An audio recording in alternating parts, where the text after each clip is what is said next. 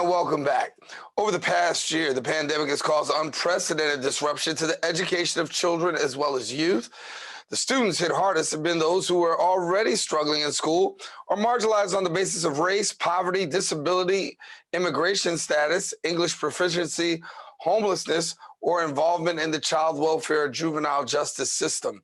With the federal government having approved the largest one-time investment in education in our nation's history, the planning must happen now if they're going to make the best use of the resources coming their way in ensuring an effective transition back to the classrooms for students as well as teachers. Joining us now to share a little bit more details on the matter, I'm joined by the policy director at Advocate for Children of New York, Randi Levine. And Randi, good to have you.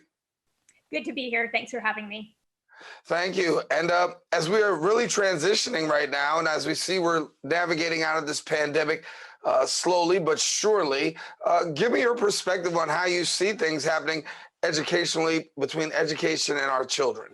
Well, as you've noted, we have seen such a disruption to education over the past year, and Advocates for Children has heard from so many families who are looking to get additional academic and social emotional support for their children as they head into the next school year. When we talk about the next school year, obviously a lot of focus is on that. We'll probably be doing some hybrid, a lot of in-person, depending on where things land and how things continue to play out. Talk to us a little bit about the advocacy and some of the things that you like to see occur. Well, we're calling on the city to develop a comprehensive and ambitious education initiative. As you mentioned, New York City is poised to get a large federal investment in our schools to help with COVID-19 relief. And we would like to see the city start working now to make sure that that funding is used well and really helps the students who need the support the most. Yeah. And so when you talk about the COVID-19 education recovery plan, give us a little bit of the highlights and what you expect to see out of that. We have a number of recommendations, and the first is an overall recommendation for the city to hire a core of professionals to focus on three areas: academic, social emotional, and outreach and engagement. We think that there's going to need to be attention on all three of those areas in order to help students, both academically and social emotionally, and to make sure that they can return to school and take advantage of the different options that the city has to support them. And when we look at academic, let's break down academic for a minute. What do you see under the academic banner? So first of all, we would like to see a large summer program. And we're very pleased that the new chancellor has also talked about wanting an expanded summer program that serves as many students as possible, not only students who are at risk of not being promoted to the next grade level or who need the time to make up coursework, because there are so many students right now who would benefit from a summer program. And we think it's important for that summer program to serve students of all ages and grade levels, and for it to have specialized support to ensure that students with disabilities and English language learners can participate and benefit from it. And that it should include small group tutoring, either individually or in small groups, in order to help students get that individualized attention that they need. We'd like to see that tutoring component, either individually or in small groups, continue into the school year as well. And we'd like to see a real focus on literacy in particular. Even before the pandemic, fewer than half of students were reading proficiently, with alarming disparities based on race and disability. And so this is a chance for New York City to revamp the way it teaches literacy and ensure that students are getting the type of literacy instruction that they need, and that students who need extra support get that as well. We have some teachers in New York City and some coaches who are well trained in literacy instruction and intervention. Last summer, the city began pairing them with students who needed that extra support in literacy. And we'd love to see that continued this summer and beyond into the school year. Yeah. For you, when we think about this pandemic, and it's been a nightmare for many people, particularly parents, students who've had to deal with this whole issue of learning virtually, of having to bring it all at home. And some parents and families have to do it in a place where you've got limited computers. And at the same time, while we've got limited computers, limited access to being able to do what they need to do, socially, emotionally, there's a lot of frustration inside one's household already. Take that out of the household, you can now go to classroom, and there's still going to be some challenges when we get back to class. So talk to us about what you're anticipating from a social, emotional perspective on part of students as well as their parents. We think that the city absolutely needs to make a large investment in social emotional support and mental health support. The city has already announced that it will be adding 150 social workers, but that will still leave many schools without even a single full-time social worker. And so we are calling on the city to make a larger investment in mental health support, to hire various staff members to help support the social emotional learning and needs of students, and to make sure that students have a need for direct support in mental health can access that as well. And so as we go forward and we're looking towards 2021, obviously the eyes are set on making things better. How do you grade things right now in the midst of a pandemic? What can we be doing right now to really strengthen where we are? Well, we know that Department of Education staff and educators have been working hard. It has been such a challenging situation, but we do think that more needs to be done. And that's why we're really excited that the federal government has made this investment and that we can start to make improvements now and carry that on into the school year.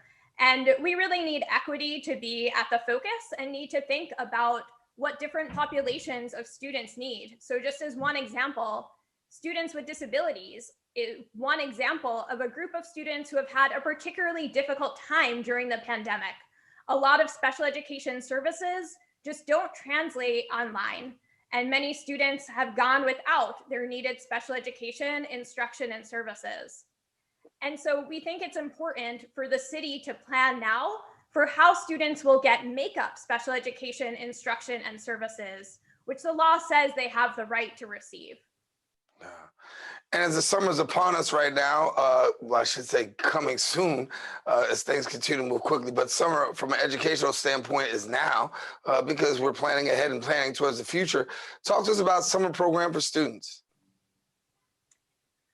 Well, we think it is important to have expanded summer programming that really has those components that we've been discussing, an academic component, social emotional component, and that it's an opportunity for outreach and engagement to ensure that every student who wants to participate in summer programming has a way to get there, knows about it, is able to access it.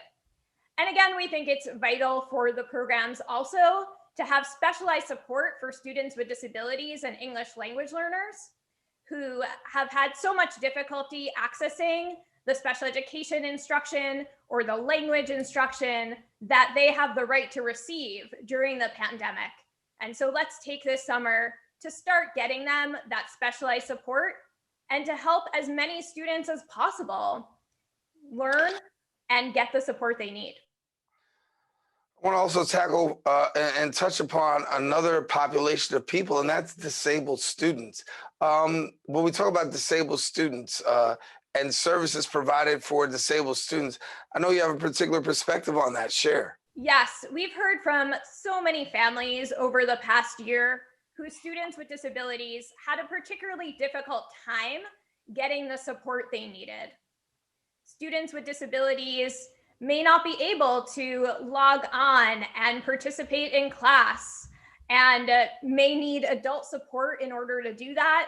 And services often don't translate the same way that they do over a screen versus in person. So for example, some children have the right to speech therapy or physical therapy, and it can be difficult to get some of those services online depending on the nature of the student's disability. So Advocates for Children did file a class action lawsuit calling on the city to develop a system for providing makeup special education instruction and services to students with disabilities. What normally happens is a family of a student with this disability who wants makeup instruction or services will often have to file an administrative hearing, essentially suing the Department of Education in order to get the makeup instruction or services that they need.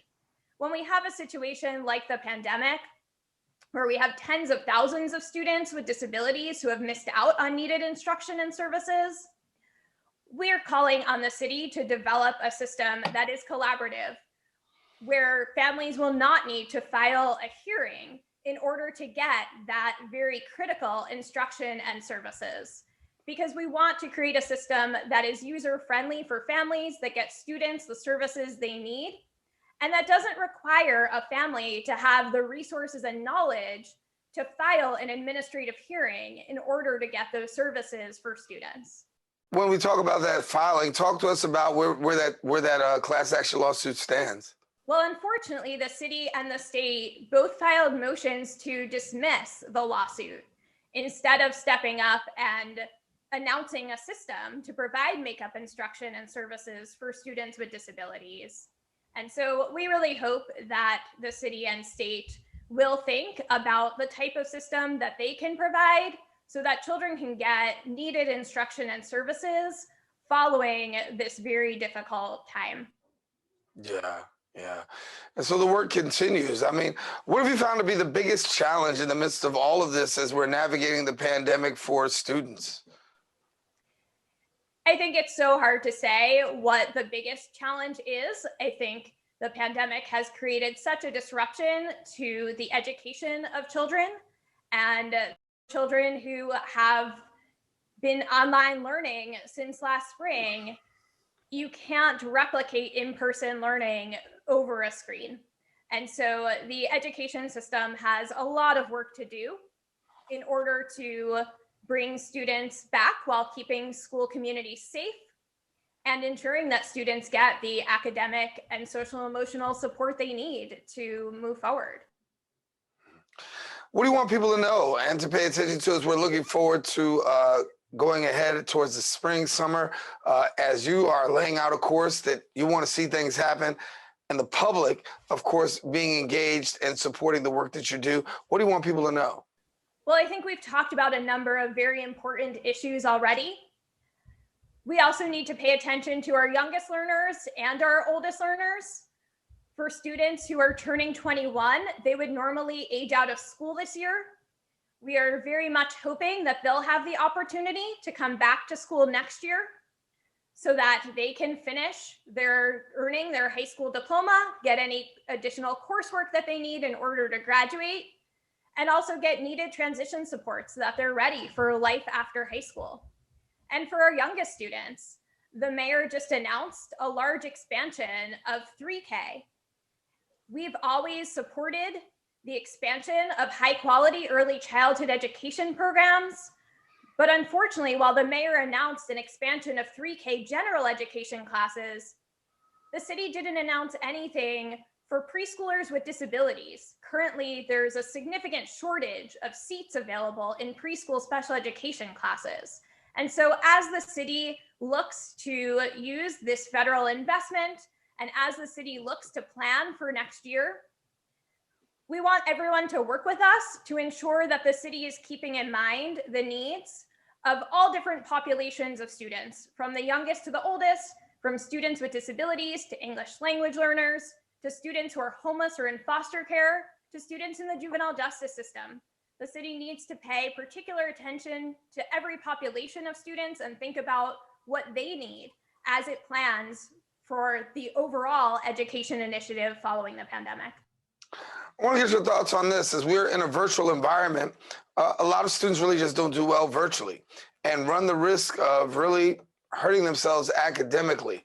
What are you hearing about grace for students who are really trying to make it, but virtual just is not their makeup? Virtual learning has been tough for so many students. We've talked about students with disabilities whose services may not translate the same way over a screen. We've heard from English language learners and families whose primary language is a language other than English, who are having a difficult time navigating through an iPad to get to assignments that are all in English when they're supposed to be such a part of their child's education right now. We've heard from families living in shelters where there isn't sufficient Wi-Fi or even cellular data access for the Department of Education's iPads to work. And so there are so many students who have had challenges with online learning. And that's why it's so important for the Department of Education to think about what additional support students need at this point. And that's why we need the Department of Education to provide a system of compensatory services so that students with disabilities can get the special education instruction and services they've missed out on for the past year. To design a system for English language learners to get the bilingual instruction or English as a new language instruction that they've missed out on over the past year. To allow 21-year-olds who would normally age out of school to return for an additional year so that no student loses their chance to graduate as a result of the pandemic.